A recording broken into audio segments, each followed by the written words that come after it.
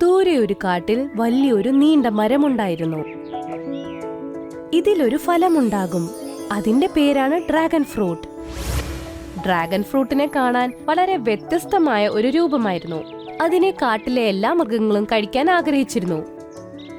പക്ഷെ മരം നീണ്ടതായതുകൊണ്ട് തന്നെ ആർക്കും അതിനെ എത്തിപ്പെടാൻ പറ്റത്തില്ലായിരുന്നു.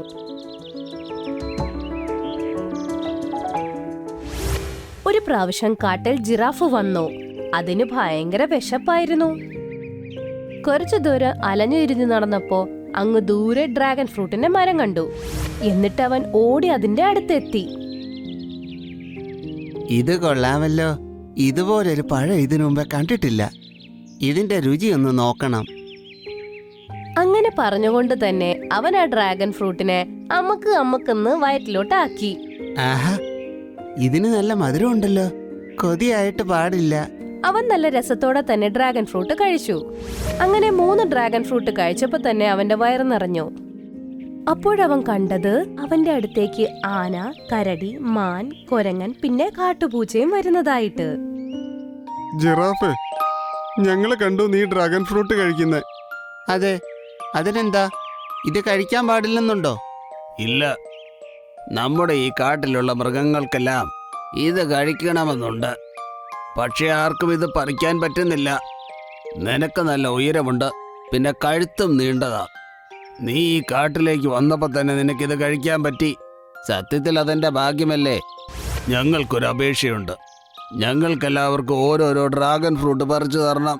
ഞങ്ങളും അറിയട്ടെ ഇതിന്റെ രുചി എന്താന്ന്.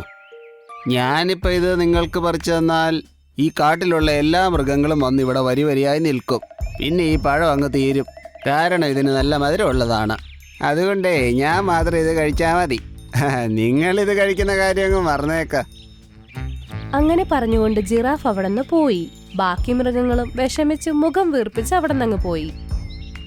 ജിറാഫ് എന്നും ഡ്രാഗൺ ഫ്രൂട്ട് കഴിച്ച് അവന്റെ വിശപ്പ് അടക്കുമായിരുന്നു. അവൻ ആരോടും മിണ്ടുക പോലും ചെയ്യില്ല. അവൻ അവന്റെ ജീവിതം അടിച്ചു പൊളിച്ച് സന്തോഷത്തോടെ തന്നെ നീക്കി. അങ്ങനെ 1 വർഷം കടന്നുപോയി. അവന് ചെറുതായി അനുഭവപ്പെടുന്നുണ്ടായിരുന്നു. അവന്റെ കാലുകൾക്ക് ബലം കുറഞ്ഞു വരുന്നതായി. അതുകൂടാണ്ട് അവന് ഭയങ്കര ബുദ്ധിമുട്ടായിരുന്നു. അങ്ങനെ ഒരു രാത്രി കാട്ടിൽ ആരോ ഭയങ്കരമായിട്ട് നിലവിളിക്കുന്ന ശബ്ദം കേൾക്കാമായിരുന്നു. അയ്യോ, എന്റെ വയറുവേദനിക്കുന്നേ. രാത്രിയിലെ നിശബ്ദതയിൽ അവന്റെ ഈ കരച്ചിൽ എല്ലാ മൃഗങ്ങൾക്കും കേൾക്കാമായിരുന്നു. പക്ഷെ മനസ്സിലാവുന്നുണ്ടായിരുന്നില്ല ഈ ശബ്ദം എവിടെന്നായിരുന്നു എന്ന്. രാവിലെ ആയപ്പോ എല്ലാ മൃഗങ്ങളും ഒരു സ്ഥലത്തു വന്നു.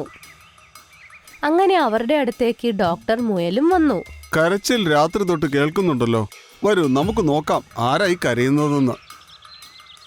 എല്ലാ മൃഗങ്ങളും ഒത്തുചേർന്ന് ആ ശബ്ദത്തിന്റെ അടുത്തോട്ട് പോയി. അവര് നോക്കുമ്പോഴേക്കും ജിറാഫ് തറയിൽ ഇരിക്കുകയായിരുന്നു. അതേ വേദനയിൽ പിടയുകയായിരുന്നു. ഈ ജിറാഫ് എപ്പോഴാ ഈ കാട്ടിൽ വന്നത്?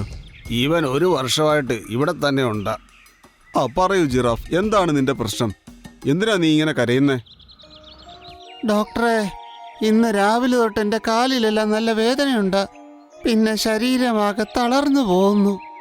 എനിക്ക് എഴുന്നേൽക്കാൻ പോലും പറ്റുന്നില്ല ഡോക്ടറെ. ശരി, എന്ത് ഭക്ഷണമാ നീ കഴിച്ചത്? ഞാൻ 3 നേരം ഡ്രാഗൺ ഫ്രൂട്ടാ കഴിക്കുന്നത്. 3 നേരം ഡ്രാഗൺ ഫ്രൂട്ടോ?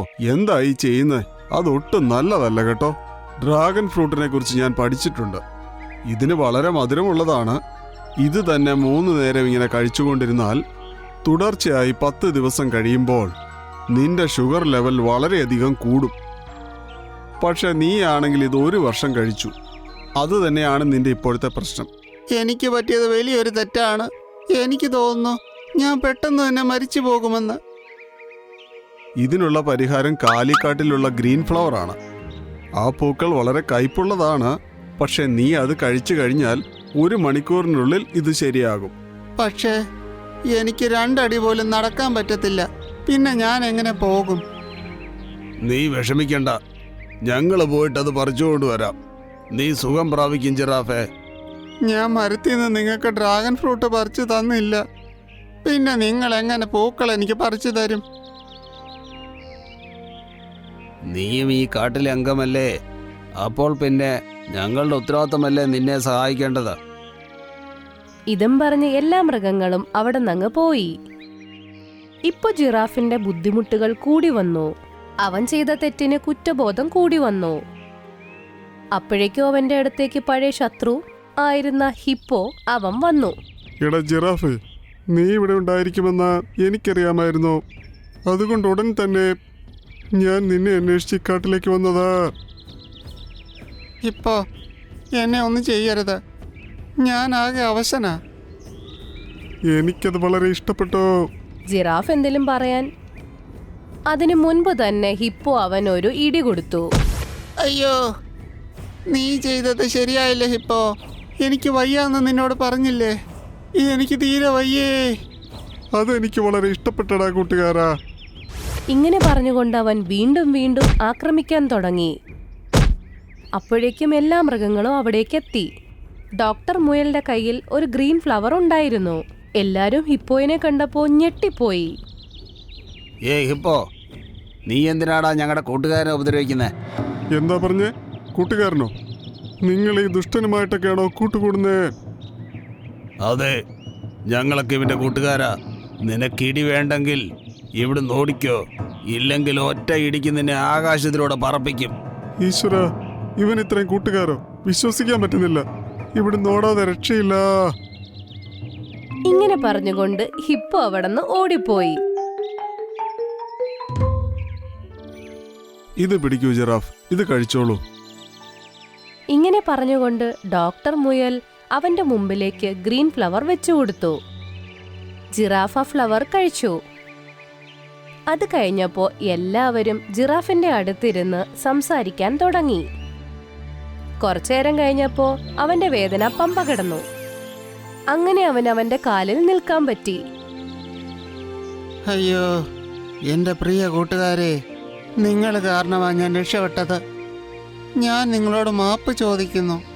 നിങ്ങൾക്ക് എന്താവശ്യമുണ്ടെങ്കിലും ഇനി എന്നോട് ചോദിക്കാം. എല്ലാ സഹായവും ഞാൻ ചെയ്യും. ഇത് കേട്ടപ്പോ എല്ലാ മൃഗങ്ങൾക്കും സന്തോഷമായി. എന്നിട്ട് ജിറാഫ് ഓരോ മൃഗങ്ങൾക്കും ഓരോരോ ഡ്രാഗൺ ഫ്രൂട്ട് പറിച്ചു കൊടുത്തു. എല്ലാ മൃഗങ്ങളും നല്ല രസത്തോടെ തന്നെ അതിനെ തിന്നുകയും സന്തോഷിക്കുകയും ചെയ്തു. ആ, ഇത് നല്ല രസമുണ്ട്, നല്ല മധുരമുണ്ടല്ലോ. എങ്കിൽ ഇനിയും വേണേ നിങ്ങൾക്ക് ഞാൻ പറിച്ചു തരാം. വേണ്ട, ഇത് തന്നെ കൂടുതലാ. ഇനി കൂടുതൽ കഴിച്ചാൽ ഞങ്ങളും രാത്രി കിടന്ന് കൂവേണ്ടി വരും.